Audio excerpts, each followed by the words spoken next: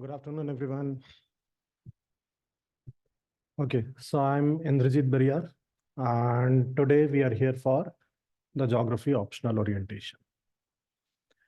So first, the framework of whole of this discussion, what today we would be having is we would divide it into two parts. First part, we would try to understand geography as a subject, where we are going to talk about the nature of the geography, what precisely is geography, because this would set a stage with respect to what we are expected to study under geography. And once we set the tone, then we will move on to the second part of the discussion, which is basically about geography as an optional subject in our examination, which again we would discuss under two sections. The first, in generalized nature, about geography as an optional. Okay, why geography optional? What are pros? What are cons? And in the last part, we would discuss our modus operandi in terms of how we are going to conduct the classes. So first, let's start with the idea of geography as a subject. So geography as a subject, when we are talking about, okay, here, geography precisely, what is geography? So in case of geography, what we see is geography comprises of two different terms, okay, which is geo and graphy. So over here, geography is a geo plus graphy, wherein geo in Greek language refers to earth. So geo over here is earth, and graphy, when we say graphy, is study. So overall, geography, a very basic definition comes out to be the study of earth. But in this case, overall, the first level of dichotomy that appears in this particular subject. So for this, we will have to understand the historical aspect of geography, which is where geography is a derived discipline. And when we say derived discipline, this subject has been derived from the mother discipline, which is geology. So in the present time, whatever you study under geography, as well as what is there in geology, everything was studied under the discipline that is geology. Then when geography was carved out of geology, okay, the first question was definitely the dichotomy. What we identify is what to study under this particular subject, the content matter, the subject matter of the discipline. And so the first challenge that comes out, okay, with respect to idea is studying of the earth. So when you say study of the earth, initially this study basically referred to study of physical phenomena on the earth. So physical phenomena on the earth, you talk about volcanism, you talk about earthquake, even the formation of different geological formations, okay, which can be a fold mountain, a rift valley, and so on and so forth. So initially, geographers focused purely on the natural aspects related to the earth. And this is something what came out to be presently known as physical geography. So first, the whole sole core focus of geography was on the physical aspect of the nature. But then going beyond this, the main question comes up is why studying the nature? Now, why studying the nature? A very basic idea which has developed in a school of thought in geography, which is called as determinism, environmental determinism. Now, this is something that we have to study also under the optional. When you say environmental determinism or environmentalism or called as determinism, what does it mean? It means that, okay, if I have to summarize it, I'll say nature is the master, man is the slave. And when we say nature is the master, man is the slave, it refers to the idea that nature dictates everything regarding different aspects of human life. And this was the most profound idea during those times. So in this case, if you say for example, Okay, the type of clothes that we wear. In different parts, clothing is a part of culture. And so when you see the clothing or the culture, a cultural aspect of clothing is purely related now to the climate of that particular area. है ना? So in equatorial regions, you can't just roam around wearing a woolen overcoat. So that is where, say, clothing, similarly, food habits, people living in coastal areas. People living in coastal areas, they would be mainly dependent on the marine resources for their food. And when we use mainly, definitely it's not that in the coastal areas everyone is eating fish. No, you will find vegetarians over there, no doubt in that. Okay, but mainly when you say a good chunk of majority, okay, over there is dependent on. So the different types of food habits, people living in the forest areas, forested regions, they would be more mainly dependent now on gathering activities. So dependent on different types of fruits, dependent on different types of products from the plants, plant-based food. So that is where how you are living, okay, what you are eating, what you are wearing, in fact, what type of festivals that you are celebrating, okay, all and all is dictated by the nature. Now, I'm not saying this is precisely 200% true. Okay, but this was the idea under this school of thought, which has been called as determinism. That is, environment determines every aspect of human life. But now, in this whole idea, the issue that came up precisely was that humans, when living on the earth, humans definitely will have some control over their life. It can't be the case as of a harsh dictum that is the nature is the master, man is a slave. So then came up parallelly another school of thought, okay, which was opposing this whole idea, which has been called as possibilism. So determinism versus possibilism. This particular first dichotomy that appeared. Now, possibilism, what possibilism says? Possibilism says possibility. Possibility is where the idea that nature provides us with different types of possibilities or opportunities. And man is free to choose amongst those possibilities, which means the decision-making power remains with us. And this idea has been called as possibilism.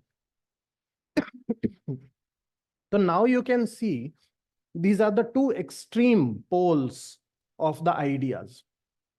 Determinism makes nature master, environmental determinism, whereas possibilism makes man master. Of course, over the period of time, there has been a balance that has been struck between the two. And now is the idea where we say that there is a limited determinism, okay, in which nature, of course, provides us with the broader outlines. And from those outlines only, we are able to select. So we have selective options dependent on which part on the earth I live on. So this is the first dichotomy that came up. Second similar type of dichotomy was basically where we started with the idea that geography started as a physical geography, correct? But over the period of time, it was said that, okay, you cannot alienate human beings from the study of earth. And so came up the second branch of geography, which has been called as human geography. Now, human geography is human-centric study of geography. And the idea behind it is definitely where, okay, when we are living on the earth, nature impacts us, no doubt in that. But in return, we also impact nature. And there cannot be any better time than the present time to understand this whole idea, where we see a lot of anthropogenic causes related to the changes in the nature, changes in the environment. So we are right now talking about global warming. Okay, we are talking about the ill effects of deforestation. which is a result of course, urbanization, industrialization. And so in all of this, we are changing the face of the earth. So it's a bidirectional relationship. Nature impacts us, we impact nature. And therefore, this particular dichotomy again came up. There are straightforward dichotomies in geography. Second dichotomy is physical geography versus human geography. Correct. So this came up as the second dichotomy, which caught attention of majority of the geographers during those times. Okay, where the idea was, if you are a geographer, what you should study? That's all of the question. Okay. And so when you say human geography, what all you study under human geography? You study their habitat, which means settlement patterns. You study the economic activities that people are engaged in. And so the dichotomy of physical versus human geography. So overall, keeping in mind these dichotomies, what we see is a upgraded definition of geography. Okay, very good definition, okay, which was given by Tuan. Now, Yu-Fu Tuan, the definition, if you see, of geography that has evolved is, geography is the study of Earth. This becomes the first part. So ये तो first part हो गया आपका, geography is the study of Earth. Okay, we started with this definition only, but added as the home of people. So when you add this particular part, it automatically becomes the idea that geography will not be alienating people from its studies. And so this was a sort of compromise in this particular dichotomy, that is physical versus human geography. It incorporates both the aspects. So this is the evolution of geography when we see how geography has evolved over the period of time. So in this case, now if you see overall, with this evolution, geography has developed a lot of different sub-disciplines. I should call it sub-disciplines, I can call it branches. And what are these branches? So if you see first the core aspect of geography, which is physical geography. Apart from that, human geography developed. And human geography, if you see what all is studied, economic aspects are studied, economic geography, cultural geography, in which we basically focus on population, we focus on settlements. Okay. So initially this was cultural geography, but eventually over the period of time, this part again was taken out, okay, and was created as a separate branch altogether, which we now called as settlement geography. So population geography, settlement geography. Going beyond that, some advanced branches of geography has also evolved. And this is most interesting one, which is political geography.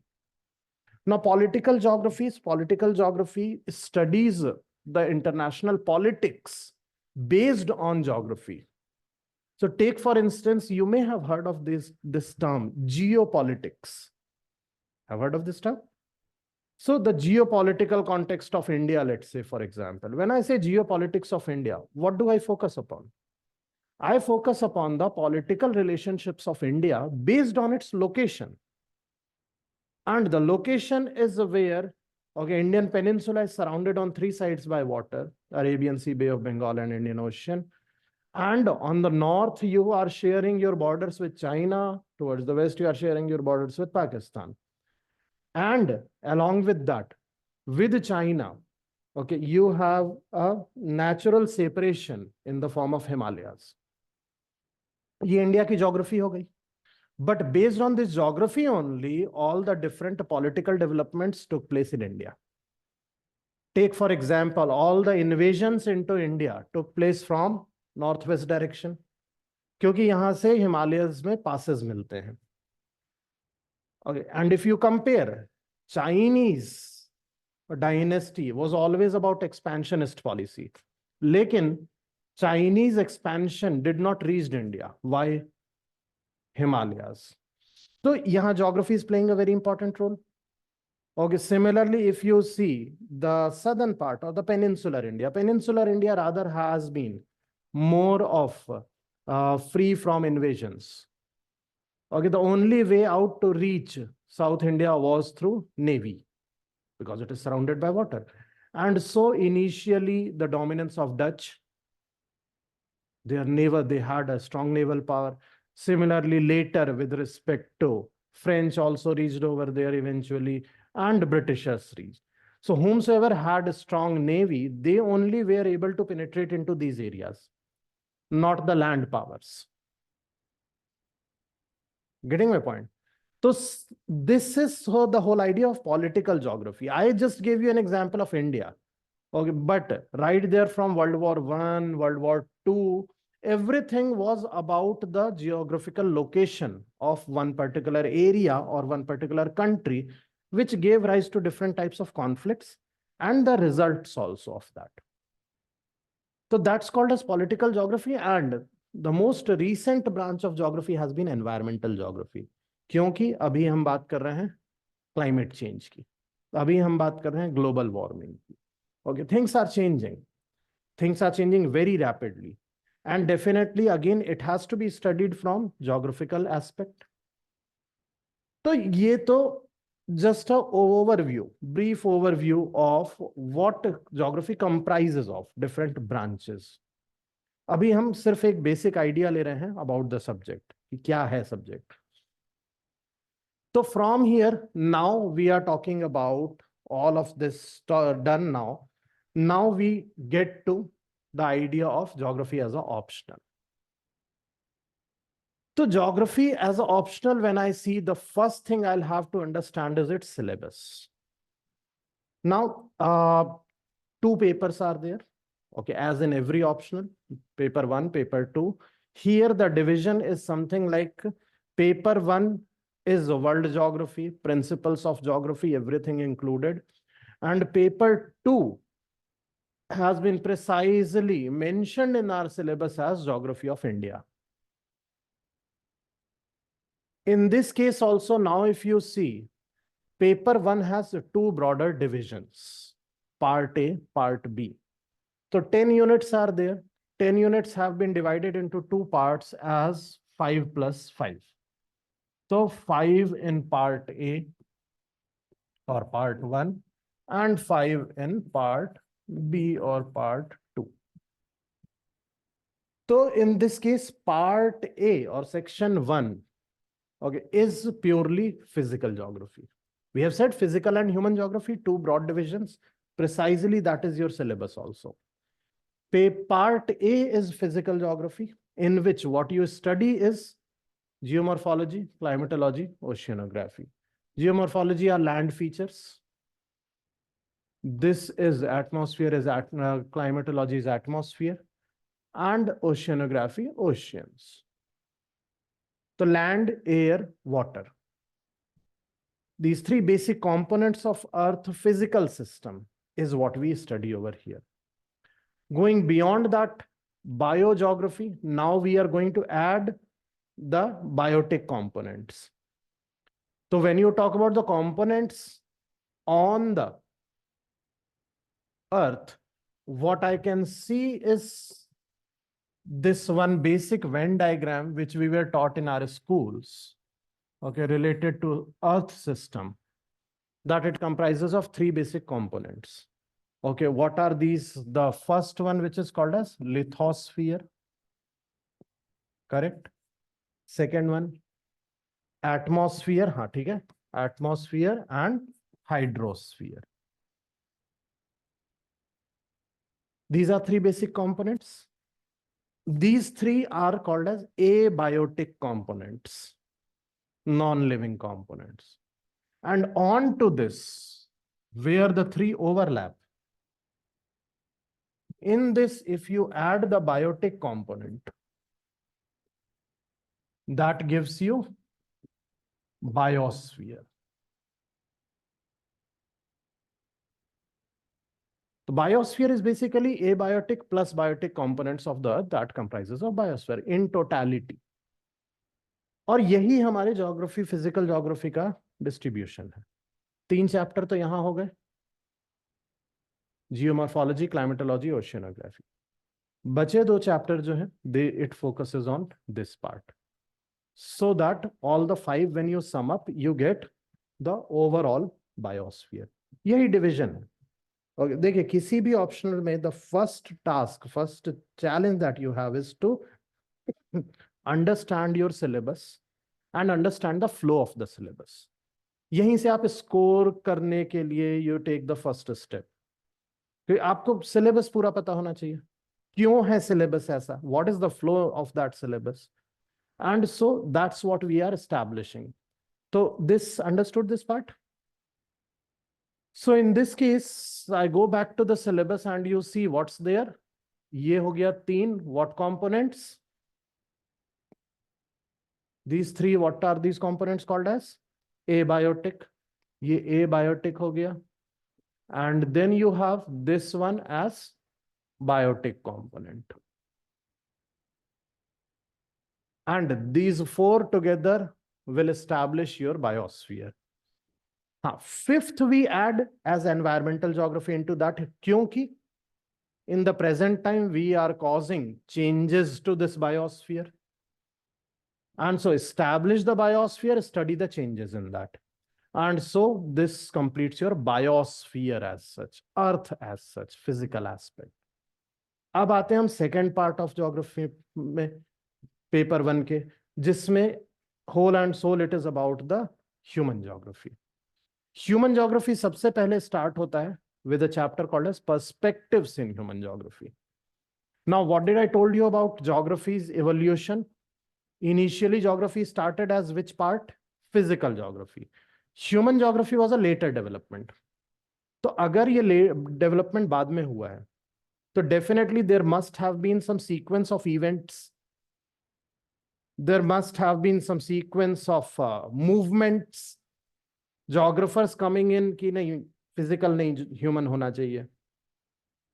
तो जब हमने physical establish कर लिया, इसके बाद सबसे पहला start human geography का we do with how human geography evolved over the period of time, who all contributed to human geography. और मेनली ज्योग्राफी में the most popular schools are German school, very popular for geography, German school, French school, okay, and then later came up American school, British और ये सब थे, but major ones ये 3 होते हैं। तो इसमें German school was more about physical geography, human geography was more about French school, although overlaps थे इधर उधर। तो यही डेवलपमेंट हमें यहाँ पढ़ना है, which geographers came up, okay, what contribution theirs was with respect to the development of human geography। तो ये हमारा हो जाता है हिस्ट्री ऑफ ह्यूमन ज्योग्राफी। यहां से बढ़ते हैं ह्यूमन ज्योग्राफी के डिफरेंट कंपोनेंट्स पे, जो हम पहले ब्रांचेस में देख चुके हैं। Economic geography, economic activities, resources, agriculture, industries, ये सारा हम एस्टैब्लिश करते हैं। Cultural and settlement, population settlement पढ़ते हैं यहाँ। इसके बाद जब कल्चर हो गया, इकोनॉमी हो गया, इसके बाद सबसे मेन कंसर्न है यहाँ पे, जो यहाँ पे था। देखिए आप, first you established biosphere, then you said नहीं, there are some changes taking place, तो we will have to study, क्योंकि ज्योग्राफी का अल्टीमेट एम क्या होगा? To give solution to these problems. Geographers जो होंगे, ज्योग्राफर्स को एम्प्लॉय ही इसी बात के लिए किया जाता है कि you study the system, you understand whole of the system, figure out कहां प्रॉब्लम आ रही है, and based on that give me the solution. यही ह्यूमन ज्योग्राफी में भी है। आपने जब economic activities you have studied cultural, अब पता कीजिए कि भाई प्रॉब्लम्स कहां आ रही हैं।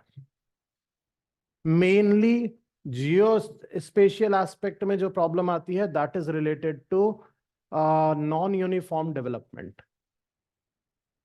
Some areas are more developed, some areas are less developed। Let's say, for example, if we say the Himalayan states or northeastern states are relatively lesser developed in India. क्यों? Administrative political reasons can be different, but given natural reasons, hilly terrain, okay, connectivity issue आ जाता है, climate का issue हो सकता है, बहुत heavy rainfall हो रहा हो या कुछ। तो वो रीजनल इम्बैलेंसेस जो होते हैं, based on that the solution to that comes out to be regional planning. ठीक है, ये बेसिक है। और फाइनल एक चैप्टर डाला गया models and theories, which are basically different theories related to either this part और मेनली दिस पार्ट। ये आपका सिलेबस है। Paper 2 is precisely okay, which is Indian geography is nothing but extension of paper 1 into Indian context। सिर्फ यही किया गया है, convert कर दिया है हमने। तो अब यहां पे अगर हम देखते हैं तो फिजिकल सेटिंग्स फिजिकल ज्योग्राफी हो गया, resource agriculture industry transport communication ये आपका इकोनॉमिक ज्योग्राफी हो गया। इसके बाद कल्चरल सेटिंग्स सेटलमेंट ये आपका पॉपुलेशन सेटलमेंट हो गया जो वहां पे लिखा हुआ है हमारे पास, करेक्ट। और इसके बाद क्या आ जाता है, रीजनल डेवलपमेंट एंड प्लानिंग जो पेपर 1 में भी एक चैप्टर है, और political aspects geo politics of India which we are talking about, done. और एक चैप्टर ऐड किया गया है कंटेम्पररी इश्यूज, जो वही सेम आइडिया है कि क्या क्या इश्यूज हैं इंडिया में। डेजर्टिफिकेशन एक इशू हो रहा है, या एक्स और वाई क्या क्या इश्यूज हो रहे हैं, क्लाइमेट चेंज का इशू इंडिया पे क्या इम्पैक्ट है, all of these would come over here. तो बहुत लॉजिकल फ्लो है सिलेबस में। Okay, what has to be studied, and we'll have to understand this flow.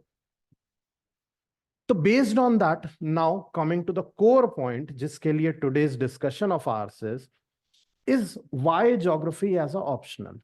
Okay, why I should choose geography as a optional. Plus or minus हम बात करेंगे अभी, pros भी, cons भी, challenges भी. Okay, but most importantly, I would like to start with the most recent aspect, that is a recent analysis trend। इस साल का जो रिजल्ट आया है, इस साल का जो रिजल्ट आया है, definitely unless and until UPSC's annual report is out next year will not know precise numbers या प्रिसाइज फिगर्स। ओके, लेकिन based on some analysis and all, okay, when it was done for okay a sample size of 228 students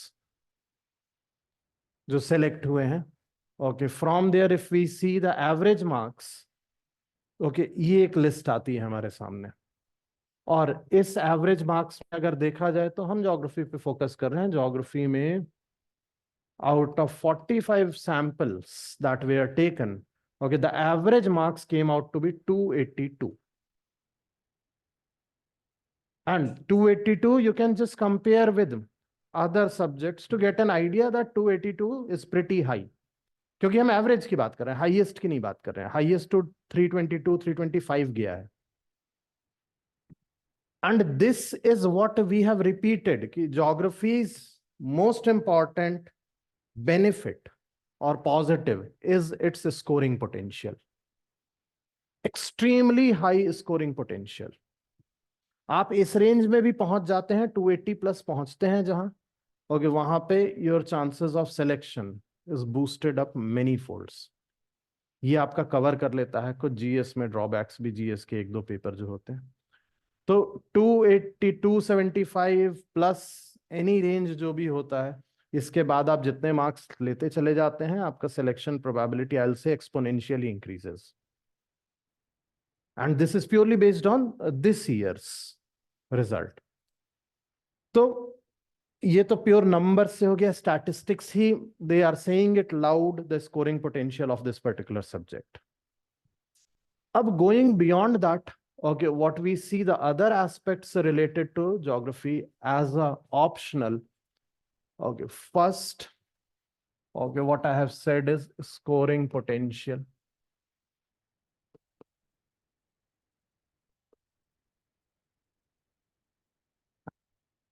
Along with the scoring potential, the next idea is the GS overlap।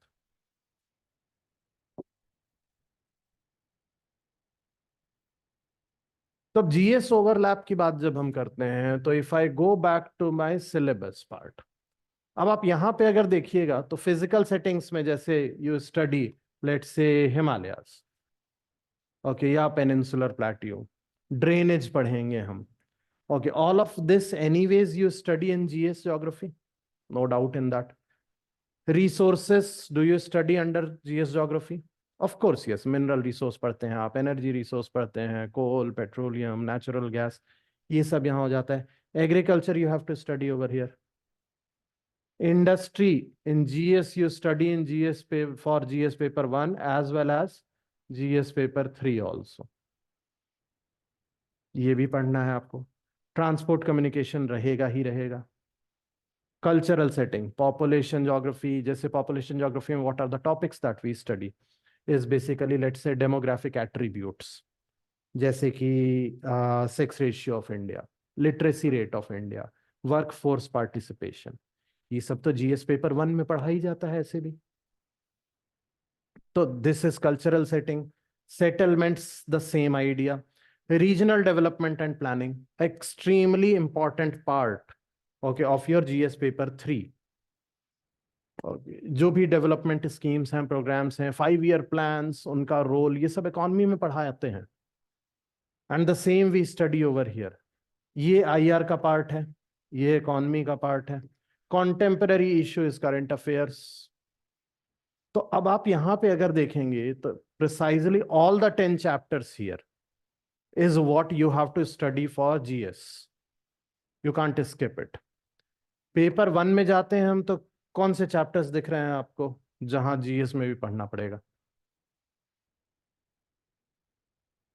हाँ, पहले 4 तो पढ़ना ही पढ़ना है. Environmental geography भी पढ़ना है 5वां. ये तो एक टोटल पोर्शन ही है आपका जीएस का.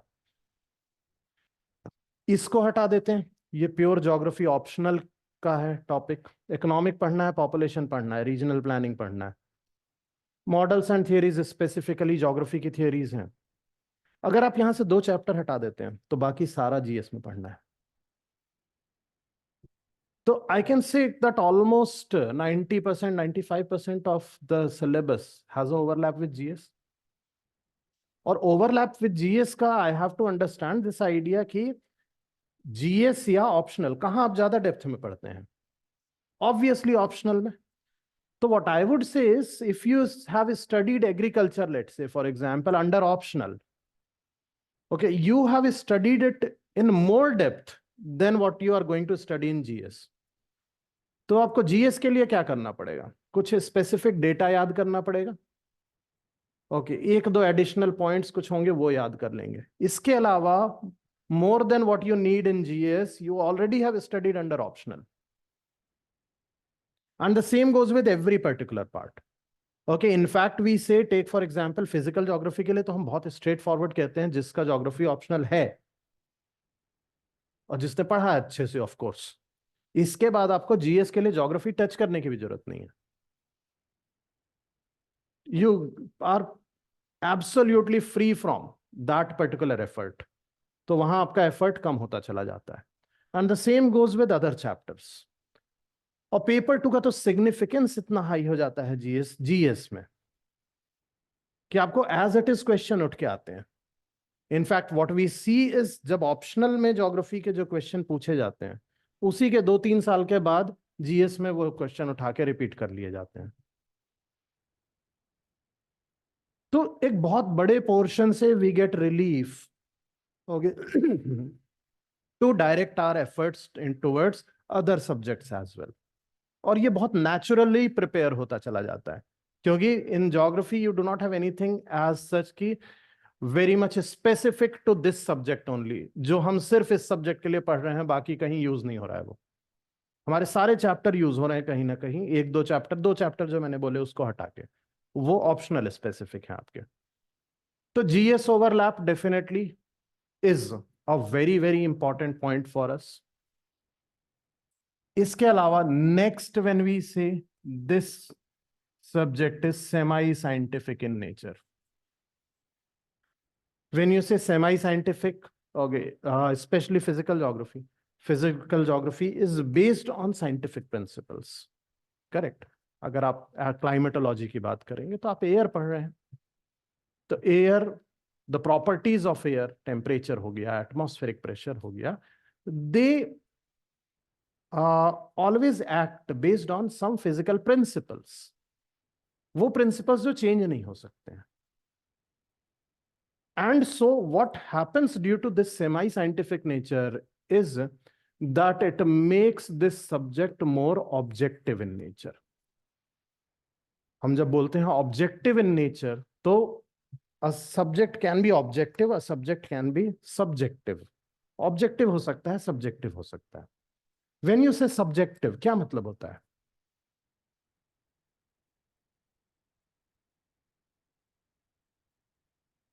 Subjective का मतलब होता है which is opinion based.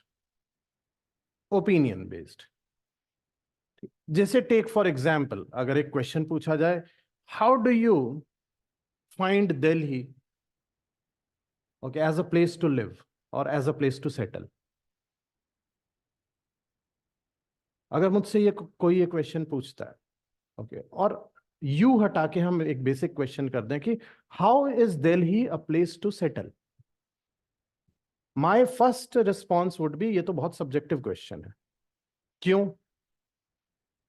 मेरे लिए कुछ और रीजंस होंगे, सेकेंड पर्सन के लिए कुछ और रीजन होंगे, थर्ड पर्सन के लिए कुछ और रीजन होंगे, based on what I want from a place where I need to settle. सबकी एक्सपेक्टेशंस अलग अलग होंगी, एंड सो सबके व्यूज दिल्ली के बारे में अलग अलग होंगे. तो यहां सब ये होता है सब्जेक्टिविटी, जो ओपिनियन बेस्ड सब्जेक्ट होते हैं. Okay, on the other hand there is a objectivity. When you say objectivity, objectivity का मतलब होता है जहां सब्जेक्टिविटी कम हो, ओपिनियन का रोल कम हो. जैसे एक क्वेश्चन पूछूं, Delhi is in north India और साउथ इंडिया, अब इसमें सब्जेक्टिविटी तो है ही नहीं, ओपिनियन हो ही नहीं सकता है. यहां आंसर है Delhi is in north India. आप 500 लोगों से पूछ लो, ओके, अगर उन्होंने सही आंसर दिया है तो यही आंसर देंगे. ये होती है ऑब्जेक्टिविटी. Got my point? तो जहां साइंटिफिक फ्लेवर आता है किसी सब्जेक्ट में, वहां वो हो जाता है ऑब्जेक्टिव. जैसे अगर हमने बोल दिया कि explain the formation of Himalayas, तो अगर ये क्वेश्चन आ रहा है explain the formation of Himalayas, तो इसमें सब्जेक्टिविटी कहां है? ऐसा तो नहीं है आप लिखोगे कि मैं सोचता हूं, I think that Himalayas may have been formed like this, मैं लिखूं नहीं, this is wrong, I think it must have been formed like this. Everyone's answer has to be, हाँ, it is a fold mountain, it was formed by the convergence of the Eurasian plate, Indian plate. Fact है. तो objectivity, अब objectivity जहां आ जाता है, ये और ये दोनों इंटर रिलेटेड हो जाते हैं. है ना? क्योंकि ऑब्जेक्टिविटी जैसे ही आई तो क्या हो गया, now you are not dependent on the beliefs of examiner. होगा ना कि अब जैसे एक क्वेश्चन पूछ लिया जाए कि एक्सप्लेन द और analyse the performance of capitalist economy in India. अब बहुत वेरिड ओपिनियन हो सकते हैं. कैपिटलिज्म सोशलिज्म अगर लिया जाएगा तो ऐसे ही बहुत हाईली डिबेटेड आइडिया रहा है, कोल्ड वॉर इसी पे बेस्ड था. तो 1991 से post LPG era, we are in post LPG era, हमने कैपिटलिज्म अडॉप्ट किया है. लेकिन कुछ लोगों के लिए it may have worked, they think like that.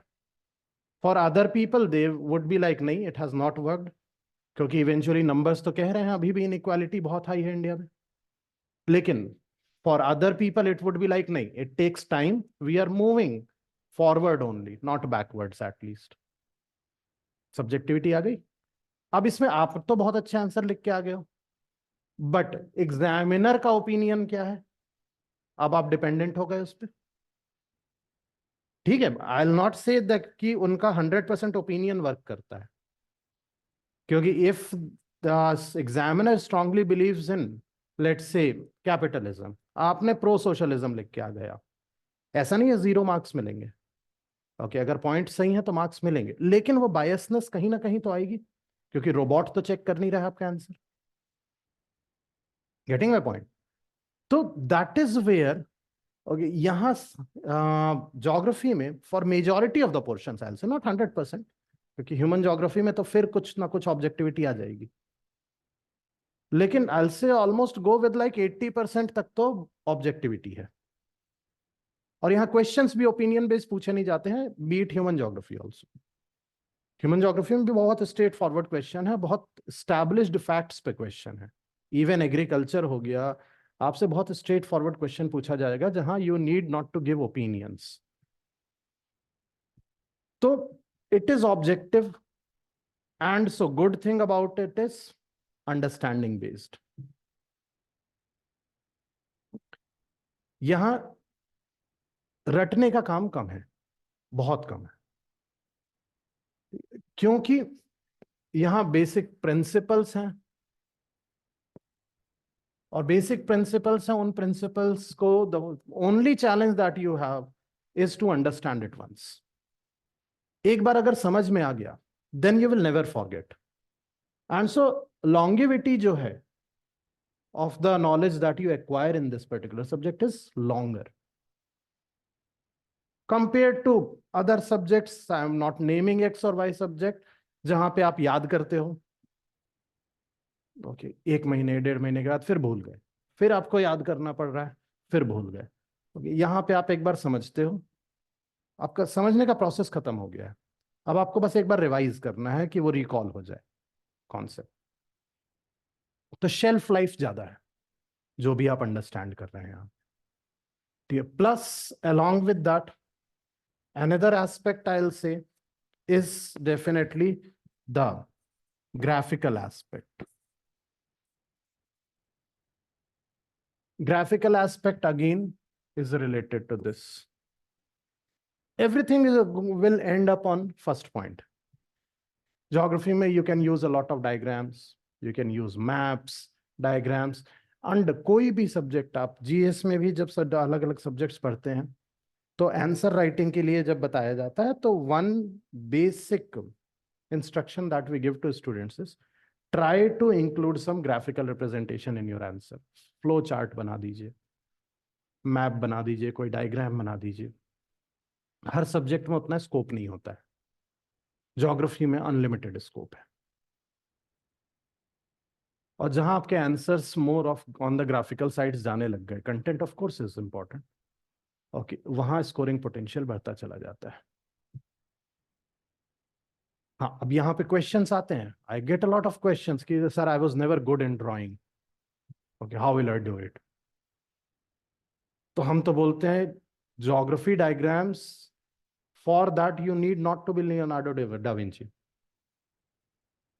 यहाँ पेंटिंग नहीं कर रहे हैं, ड्राइंग कर रहे हैं। ड्राइंग का क्या मतलब होता है? अगर आपको कन्वर्जेंस ऑफ प्लेट्स दिखाना है तो आप ऐसा ऐसा सबडक्शन ये दिखा के यहाँ आपने इंडियन प्लेट लिख दिया, यहाँ यूरेशियन प्लेट लिख दिया, या ये यूरेशियन होता है प्राइमरली, ये इंडियन प्लेट होता है, सबडक्शन लिख दिया, यहाँ पे हो गया आपका डायग्राम। इसके लिए ड्राइंग या पेंटिंग के किस एक्सपर्टीज की जरूरत है? लाइन ड्राइंग करनी है यहाँ पे, what you are thinking you just have to convert it into a graphical representation.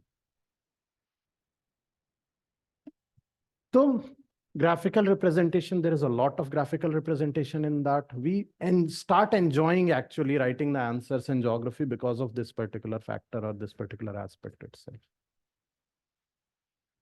ठीक है, so ये हम बोलते हैं there are a lot of other factors of course, लेकिन ये basic pointers हैं, ठीक है। इसके बाद हम standard materials की बात कर सकते हैं, okay, a lot of static portion is there, इसकी बात करते हैं, लेकिन साथ में second paper which is there, specially human geography part, economic geography, okay, यहाँ वैल्यू एनहांसमेंट हो जाता है करंट अफेयर्स से। तो whatever we study, even if we don't have option geography as optional, आप जो भी पढ़ते हैं जीएस में उसका बेस्ट यूज हो जाता है आपका ज्योग्राफी ऑप्शनल में। And so the only thing we have to learn over here is how to use it. Okay, everyone will be having that information. Just the thing what we would develop is the way in which I can use it most efficiently. तो ये तो positives की बात हो गई। यहाँ पे हम डायग्राम्स की बात कर रहे हैं, देखिए इस तरह के डायग्राम्स होते हैं, ठीक है। GS overlap I have discussed with you. अब इसके साथ चलते हैं, बात करते हैं, क्योंकि वन साइडेड डिस्कशन नहीं होना चाहिए, हम बात करते हैं second side, other side of the discussion कि क्या चैलेंजेस हैं, क्या चैलेंजेस पता चलते हैं। आपने भी रिसर्चेस किए होंगे, बताइए चैट बॉक्स में everyone, what you have studied heard of negative about geography as a subject और ऑप्शनल। हम लिखते चले जाते हैं, चलिए दैट वुड बी बेटर। हाँ चलिए बताइए। हाँ ठीक है, लेंदी है, okay. Anyone else? Yes, people attending online. More time, of course. Anyone else? Anything else? Syllabus ठीक है, heavy syllabus, lengthy syllabus, correct. Anything else?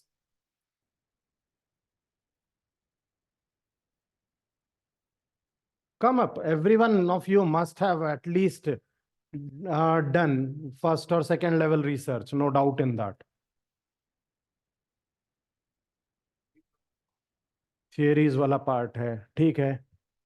Technical एक किसी ने बोला है, हाँ। युक्ति, ओके। टेक्निकल, मोर कंपटीशन, चलिए। More competition, confusing. Confusing, okay. Theories and all, चलो वो तो चैप्टर वाइज हो गया, ठीक है।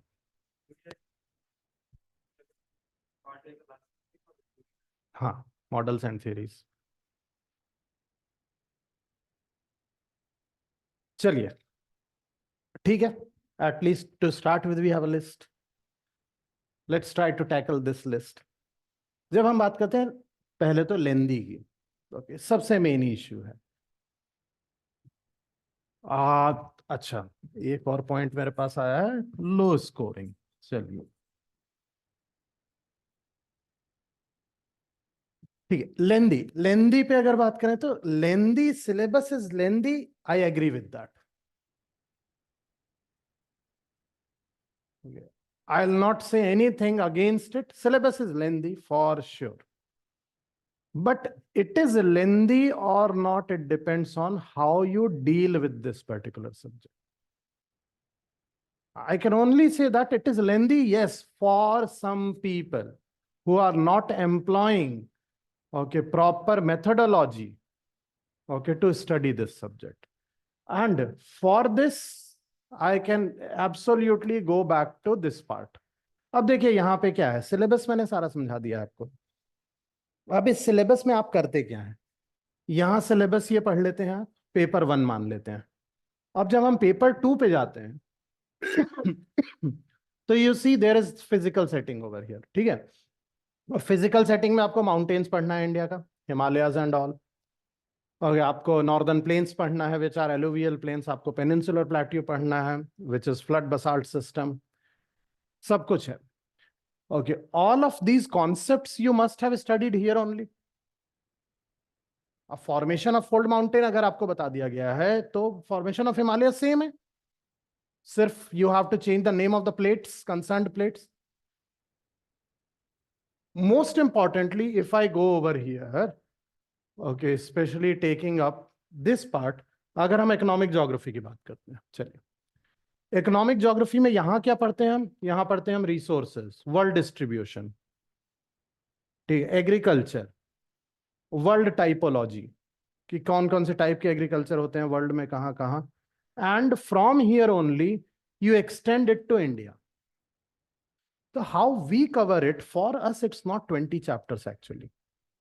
मेरे लिए ओके, यहां इस पार्ट में रिसोर्सेस और यहां का रिसोर्स, ये एक ही चैप्टर है। आई विल स्टडी, लेट्स से कि हमने डिस्ट्रीब्यूशन ऑफ कोल पढ़ा, हमने बोला वर्ल्ड में कोल यहां यहां यहां मिलता है और इंडिया में स्पेसिफिकली इस स्टेट इस स्टेट स्टेट में मिलता है। खत्म हो गया रिसोर्स, एक एग्जाम्पल कोल का। सिमिलरली जब आप एग्रीकल्चर पढ़ते हैं, वहां एग्रीकल्चर यहां एग्रीकल्चर, आप क्लब करते हैं। जब आप कल्चरल सेटिंग पढ़ते हैं, पॉपुलेशन एंड सेटलमेंट ज्योग्राफी वहां पे है। जब पॉपुलेशन ज्योग्राफी पढ़ते हैं तो पेपर 1 में हम क्या पढ़ते हैं, पेपर 1 में हम पढ़ते हैं थियरीज, जैसे डेमोग्राफिक ट्रांजिशन मॉडल हो गया, अलग अलग थियरीज पढ़े।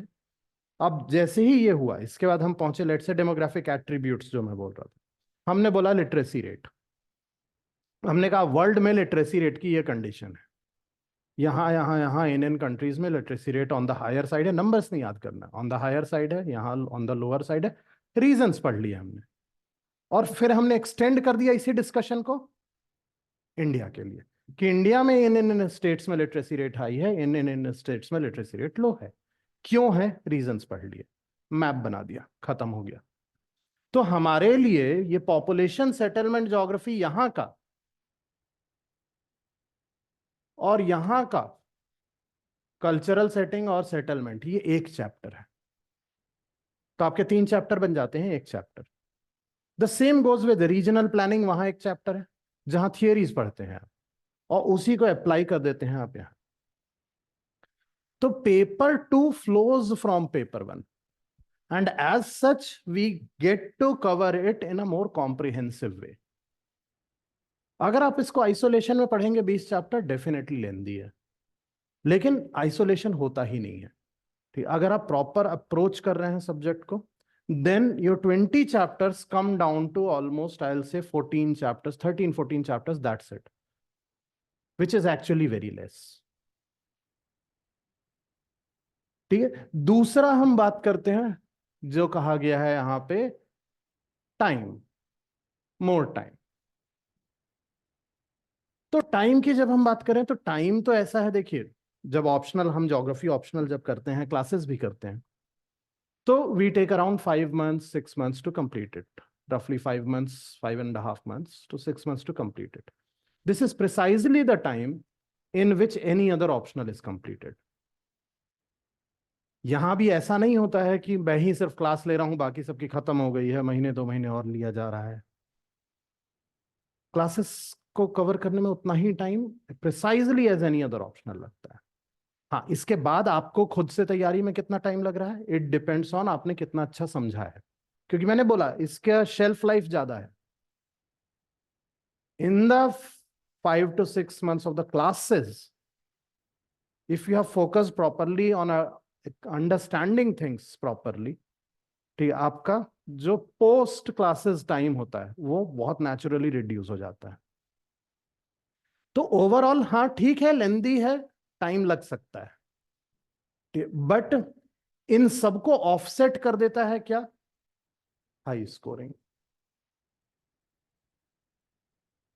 ठीक है, तो ये लो स्कोरिंग वाला point, okay, this I am not going to take, क्योंकि अभी मैंने आपको इसीलिए वो स्टार्ट ही किया था, मुझे पता है ये पॉइंट आता है।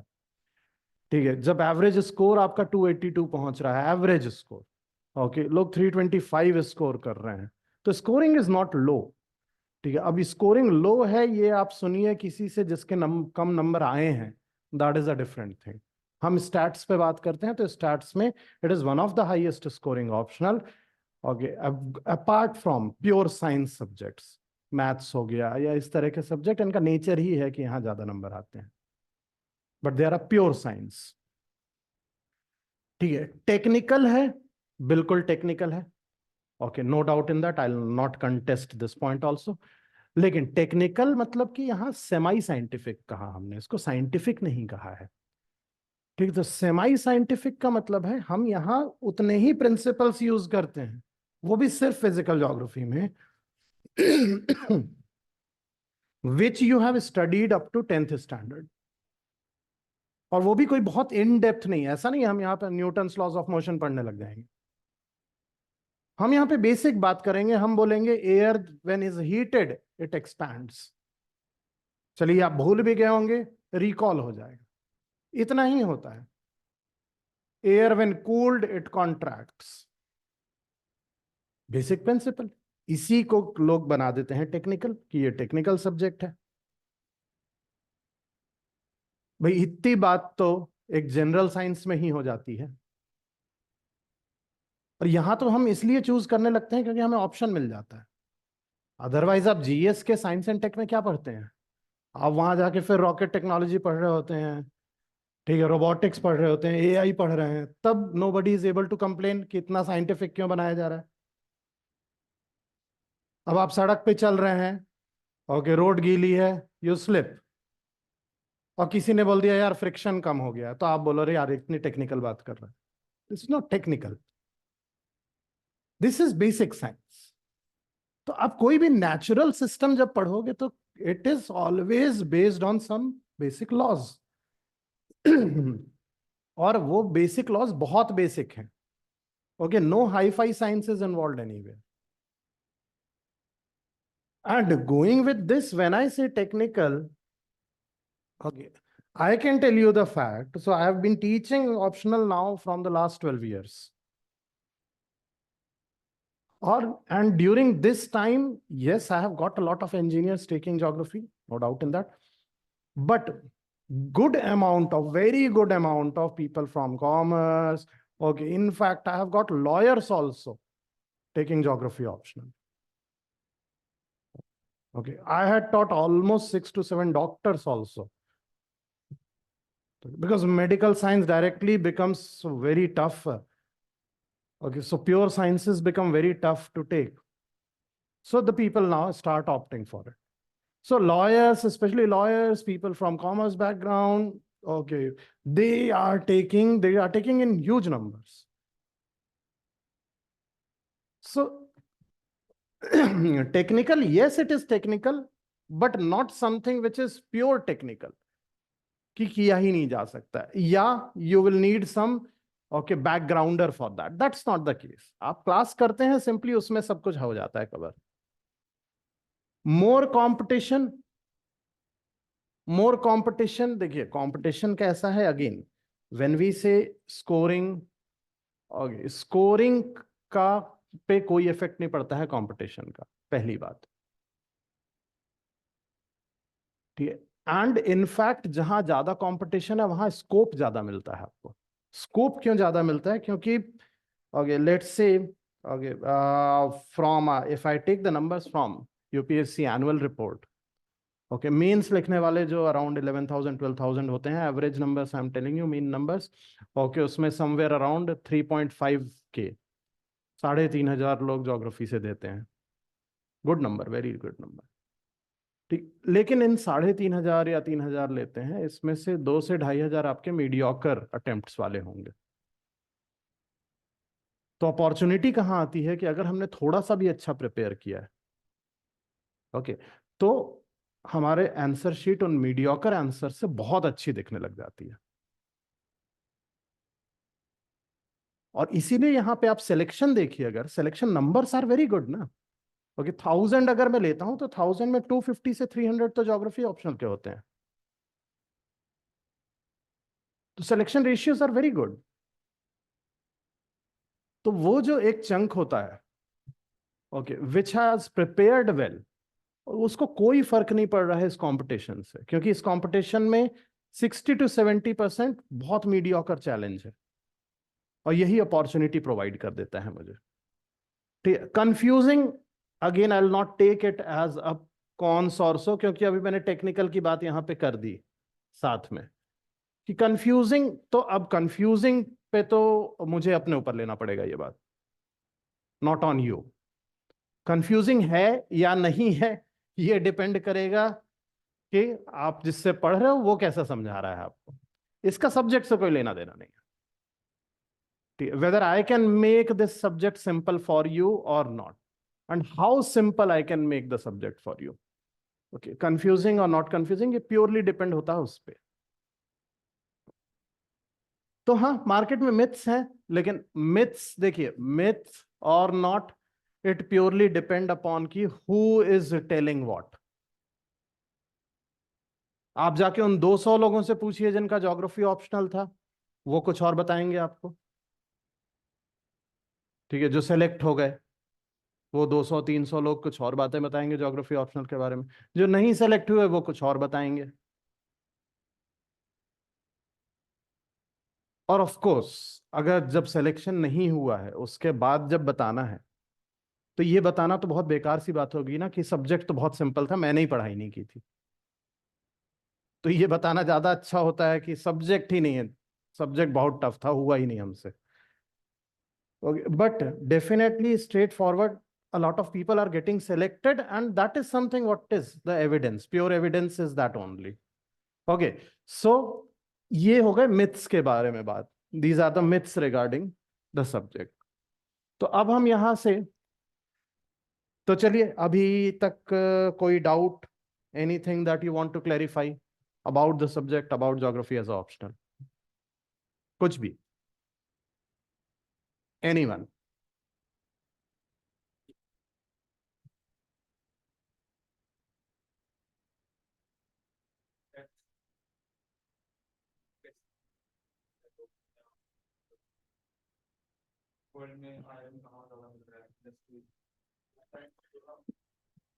नहीं, देखिए, this is the difference between GS and optional.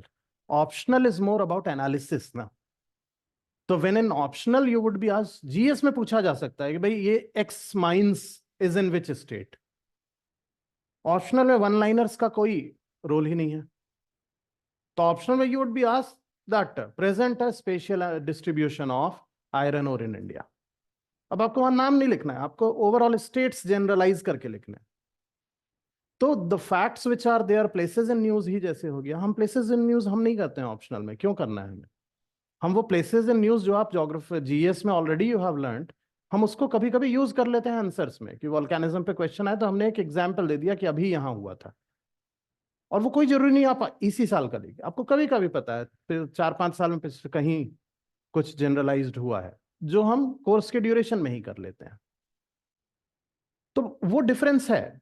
Optional is not fact based. GS geography हाँ has a lot of facts, क्योंकि वहां वो वन लाइनर्स का अप्रोच होता है, सिंगल फैक्ट्स का स्कोप होता है। तो यहां सब कुछ अंडरस्टैंडिंग पे चलेगा, जनरलाइज्ड स्टडी पे चलेगा। मैंने बोला रटने का काम लीस्ट होगा, मिनिमम होगा। हाँ, माउंटेन डिस्ट्रीब्यूशन पढ़ना पड़ेगा। भाई मैं पूछूं रॉकीज कहाँ है, तो आप ज्योग्राफी के स्टूडेंट होके नहीं बोल सकते कि ऑस्ट्रेलिया में है, नॉर्थ अमेरिका में है और ये आप जीएस में भी पढ़ोगे, है ना? तो उसकी चिंता नहीं करनी है। फैक्ट्स यहाँ बहुत कम है, बहुत कम है। याद करने वाली चीजें बहुत कम है, समझने वाली चीजें हैं ज्यादा। Mapping gets a little confusing again Yukti. Mapping confusing ये तब है when you prepare mapping separately ना। अगर आप अपने कोर्स के ड्यूरेशन में ही मैपिंग करते चले जाते हैं, okay, then it is straightforward simple. अब मैपिंग में क्या होता है, एक दो एंट्रीज आपको रिसोर्सेज की पूछी जाएंगी, एक दो एंट्रीज इकोनॉमी से रिलेटेड, पोर्ट्स पूछ लिया या कुछ पूछ लिया, ड्रेनेज पूछ लिया। तो अगर आप जब चैप्टर कर रहे हैं ड्यूरिंग दैट टाइम ओनली, अब हम ऑप्शनल के स्टूडेंट होके हम क्या करेंगे, हम तो will study the distribution let's say of iron ore, हमने मैप बना के दिखा दिया, अपने आंसर में हमने प्रैक्टिस ही की है आयरन ओर की। नाउ लेट देम आस्क, हमें तो over the period of 5-6 months ये प्रैक्टिस करनी है ना। तो then it should not, in fact mapping is the simplest part. Okay, of course once people complete the syllabus, mapping becomes the simplest and most scoring question, क्योंकि वहां वही पूछा जा रहा है जो हम ऑलरेडी पढ़ चुके हैं। तो from here now let's move on to this last part, okay, which is the modus operandi, our classes, okay, how what we are going to do. So the classes overall, first of all, in terms of notes and all, okay, classes we would have a mix of printed notes, handwritten notes, matlab dictation, because I place a lot of importance to dictation, क्योंकि समझाने के बाद जब आप उसको properly खुद से लिख रहे होते हो, then you focus on each and every word when you have written by yourself. Okay, instead मेरे लिए तो बहुत सिंपल होता है, टाइम सेविंग भी होता है कि मैं वही जो लिखवा रहा हूं आपको, मेरे पास तो ऑलरेडी है वो नोट्स, मैं आपको ऐसे ही पकड़ा दूं। But the fate of those notes is the same what happens with any other printed notes. आप घर पे ले जाते हैं, आप उसको रख देते हैं विद सम प्लान कि कोई ऑस्पिशियस ओकेजन आएगा, कोई बहुत अच्छा टाइम आएगा जब मैं इसको पढ़ूंगा, पॉसिबली संडे पढ़ लूंगा, दिवाली छुट्टी होगी तब पढ़ लूंगा, ओके, जो कभी नहीं आता है। तो री इन्फोर्समेंट का एक बहुत इंपॉर्टेंट फीचर है विच इज डिक्टेशन। तो जहां बहुत मंडेन टॉपिक होगा, ओके, जैसे टेक फॉर एग्जांपल मैंने यहां लिया है थर्मोहेलाइन सर्कुलेशन, ओके, इस तरह के आपको हैंड आउट्स मिलेंगे, ओके, जो बहुत मंडेन टॉपिक है या जिसमें बहुत ज्यादा कंटेंट है, ओके, उसको instead of writing so much 3-4 pages 5 pages, we can go with the handouts. इसी में आप अंडरलाइन कर लेंगे, सब मैं बता दूंगा क्या अंडरलाइनिंग है। ओके, ये हो गया, but major focus on dictation part, लेकिन will take a good help of handouts also. इसके बाद the most significant feature that we are going to focus in our optional classes, my optional classes specifically, are mainly focused on answer writing, because ultimately that is what I have to do in the exam. So in the class, what we generally do is, in the class itself, okay, जब एक सब topic हो जाता है, I dictate a question in the class itself. I give you a time limit कि चलिए 12 minutes मैंने दिए, every one of you write the answer, not something like a home assignment. You get to write the answers in the class itself. आप class में ही answer लिखते हो उस time duration में ही। ओके, इसके बाद I discuss the structure of the answer. Personally जिसको check कराना होता है चेक भी करा लेता है क्लास के बाद में। So we actively are engaged in this answer writing, question and answer writing, and over the period of whole 5 to 6 months we'll end up writing more than 100 answers easily, which will include all the PYQs. Ultimately every PYQ you would end up completing. So in this case, as you can see, okay, this is something of type of model answers that I provide, okay, for a specific question जहां पे जरूरत है, okay, not universal. So, and this also you get after you have already attempted it. तो हमारा approach ये रहेगा, हम एक टॉपिक करेंगे, उस टॉपिक के बाद उसके PYQs क्लास में दिखाऊंगा, okay, will discuss that, and apart from that different dimensions, possible dimensions, कि इसके अलावा क्या क्या क्वेश्चन पूछे जा सकते हैं इससे।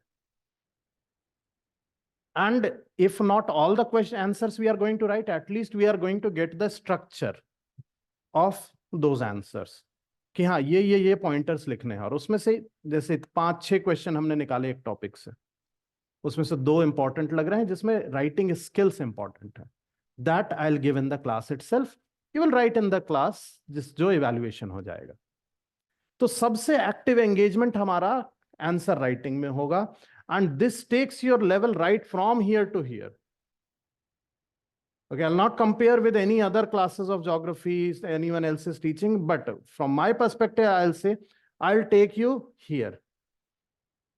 Okay, where other people will remain here, क्योंकि उनने सिर्फ क्लासेस की हैं, आपने क्लास के बेस्ड पे आंसर लिखा है, आपको क्वेश्चंस का आइडिया है कि क्या क्वेश्चंस पूछे जा सकते हैं, तो आपको एक 360 डिग्री आइडिया है पूरे सब्जेक्ट का ओवरऑल।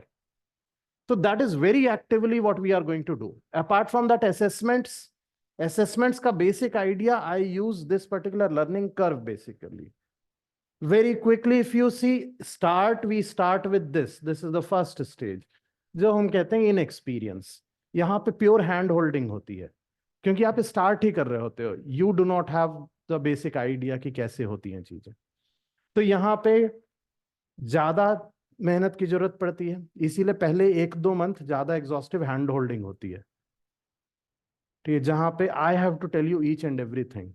आंसर भी लिखना है तो ऐसे लिखना है, वैसे लिखना है, ये पॉइंटर होना चाहिए, ये नहीं होना चाहिए, ठीक है। तो यहाँ पे लर्निंग प्रोसेस थोड़ी सी स्लो होती है, लेकिन ये फाउंडेशन है।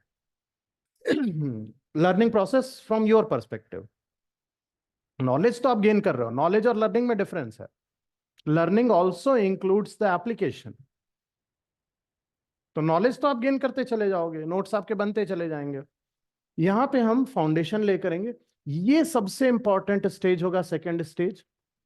मान लेते हैं हम ये 1.5 महीने तक ये चलेगा, इसके बाद के जो अगले 2 महीने होंगे, 2 to 2.5 months, there you will be in the second stage, ठीक है। तो हम मानते हैं कि हम 14 जून से शुरू कर रहे हैं, तो 14 जुलाई पहुंच गए, and around 1st August you will enter in this phase. यहां पे सबसे फास्ट लर्निंग होगी, क्योंकि फाउंडेशन बन चुका है, हमारे क्लास की स्पीड बढ़ जाएगी, ठीक है, हमारे आंसर राइटिंग स्पीड बढ़ जाएंगी, यहां आप खुद से कुछ कुछ लिखने लग जाओगे, आपको आइडिया हो चुका होगा क्या करना है, and this is the most crucial stage. Okay, यहाँ हम अगस्त में यहाँ रहेंगे, सितंबर में यहाँ रहेंगे, अक्टूबर में यहाँ रहेंगे, and then you will enter around 1st November into this stage. ठीक है, और 1st November यहाँ जब आप पहुंचेंगे, ये मास्टरी लेवल है। यहाँ पे इट इज ऑलमोस्ट लाइक कि मैं और आप साथ में पढ़ रहे हैं, नॉट कि मैं आपको पढ़ा रहा हूं। और हमारे लास्ट के चैप्टर्स भी वही वैसे ही होंगे, जैसे रीजनल डेवलपमेंट प्लानिंग हो गया। आपने अब सब कुछ पढ़ लिया, आपको पता है रिसोर्सेज यहाँ मिलते हैं, इंडस्ट्रीज यहाँ है, यहाँ नहीं है, गवर्नमेंट ने 5 ईयर प्लान में ये करना है, वो किया था, ये किया था।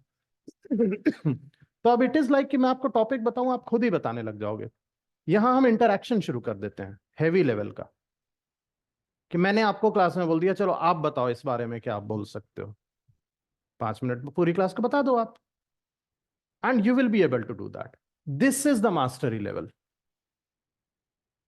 तो बाय दिसंबर, दिसंबर एंड जहां पे हम टारगेट करेंगे, okay, by December and you will end up reaching what I call as mastery stage. जहां पे लर्निंग प्रोसेस में मैं बोल रहा हूं कि okay, the type of application knowledge of the subject मेरे पास जितना होगा, उसका 70% आपको ट्रांसमिट हो चुका होगा। 70% बोल रहा हूं क्योंकि उसके बाद प्रैक्टिस चाहिए। तो ये हमारा एक लर्निंग कर्व है जो हम फोकस करते हैं with timelines, what I am telling you, okay, this is how we are going to follow it. Got my point? तो this is our learning curve, and so the idea is, in this case assessments we would be including into that. अब इसी में assessment डाल देंगे, तो हमारा main part ये होगा जहां पे हमारा एक्टिव असेसमेंट हो रहा होगा in terms of class test. हम क्लास ऑल वैसे तो हम आंसर लिख ही रहे हैं क्लास में बहुत सारे, और उन्हीं आंसर्स में से कुछ स्पेसिफिक पॉइंट क्वेश्चंस लेकर हम क्लास एनवायरनमेंट में टेस्ट दे सकते हैं। Okay, and we can test ourselves based on कि कितना रिटेन हो रहा है, क्या हो रहा है, and so it provides us an opportunity to reassess our preparation, कि कहीं प्रॉब्लम आ रही है, हमें पता है तो ठीक है, you can freely let me know. Okay, और यहाँ पे हमारे क्लास टेस्ट आ जाते हैं which will continue up to here. Okay, apart from that हम क्या करेंगे, हमारा पूरा प्लान ये होगा कि हमारा दिसंबर या at the max 1st week of January, यहाँ तक हम जब खत्म करेंगे अपना, इसके बाद यू गेट अ ब्रेक, आप प्रीलिम्स का पूरा ब्रेक ले लेते हैं इसके बाद। Okay, and once after prelims, okay, आपका यहीं खत्म नहीं हो जाएगा पूरा learning. Okay, you will have the test series, okay, which is included in your course fees itself, okay, you don't need to join it separately, okay, and उस time आपका full fledged test series चलेगा after prelims. Prelims से mains के बीच में आप यही करेंगे, okay, test series चलेगा, कुछ रिविजन्स की आपको जरूरत होगी, मैं रिविजन्स फिर से दूंगा, no issues in that. The whole idea is, this is not purely something where 100% commercial activity चल रही है यहाँ पे, कि हमने फीस ली, हमने पढ़ाया, हमने बोला जाओ अब घर, हो गया, आपने जितनी फीस दी थी उसका पढ़ लिया आपने। Okay, the basic principle, fundamental principle that we follow is कि आपके सिलेक्शन तक आप और मैं साथ में हैं, क्योंकि आपका सिलेक्शन आपके लिए तो डेफिनेटली बहुत इंपॉर्टेंट है ही है, okay, but to the same extent your selection is important to me also, क्योंकि ultimately that satisfaction of teaching, okay, only comes, okay, जब उसका रिजल्ट निकल के आता है, otherwise it makes no sense. And so for that purpose, okay, 1 साल 2 साल 3 3 साल लोग रहते हैं मेरे कांटेक्ट में, ओके, हैंड होल्डिंग होती है, we want result, okay, no matter कब आ रहा है, सिलेबस आपने कब किया उससे नहीं मतलब है, आप कभी पढ़े हैं मुझसे, okay, up to your selection we have to be together in the effort, and then only the results come out. ठीक है, got the point? तो this is about the classes which are there. अब इसमें कुछ पूछना चाह रहे हैं पूछ लीजिए। Any clarification, anything anyone wants to clarify?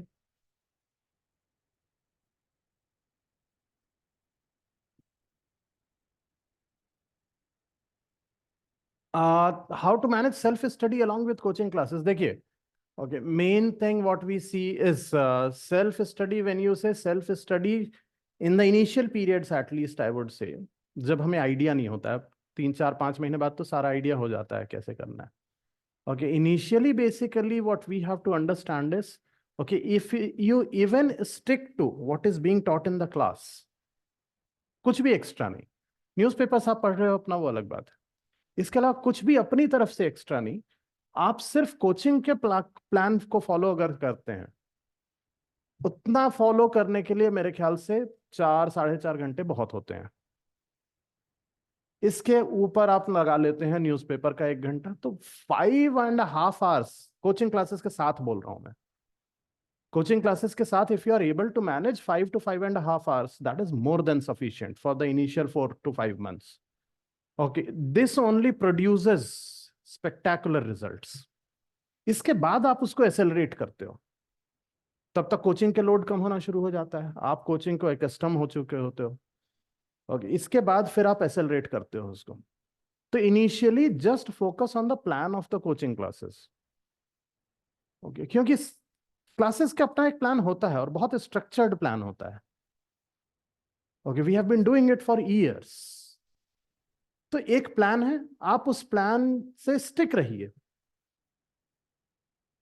जितने सिलेक्शन के बाद टॉपर्स आते हैं हमारे पास, सबकी बात एक ही होती है कि हमने फॉलो किया प्रिसाइजली, फॉलो करके वही रिवाइज किया रिवाइज किया रिवाइज किया. You don't need for this examination unlimited knowledge.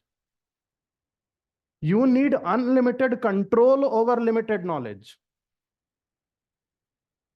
आपको 1000 चीजें नहीं पढ़नी है, 100 चीजें जानिए, लेकिन इतने अच्छे से जानिए कि अगर क्वेश्चन आया उसमें से, तो I should not make any mistake in that particular question. तो ये पूरा का पूरा मैनेज जो करने की बात आ रही है, इसमें बहुत ज्यादा सोचने की कुछ जरूरत नहीं है. Okay, you just stick to the plan of the classes, it will be done. You will be able to manage it. चलिए, anyone else? Anything?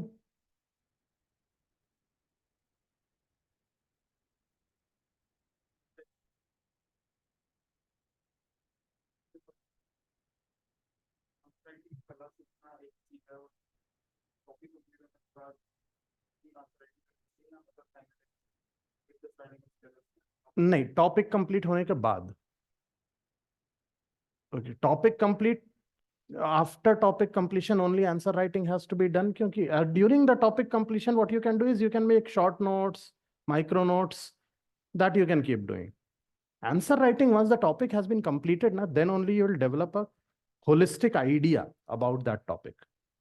Before that, if you do the answer writing, it is not fruitful, I'll say. क्योंकि यहाँ इस preparation में it's all and all about cost benefit analysis related to what efforts you are putting. That's not the only important thing.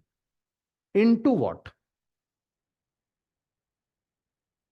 तो अगर कोई चीज मुझसे 1 घंटे में हो जा रही है, अगर मैं उसको not on the proper time 5 घंटे में कर रहा हूँ, तो भले पहले कर लिया, लेकिन मैंने 4 घंटे खराब किए ना. मेरा एग्जाम तो 1 महीने बाद ही होना है ना, मुझे शॉर्ट टर्म्स में तो कोई एग्जाम ऐसे आ नहीं रहा है ना.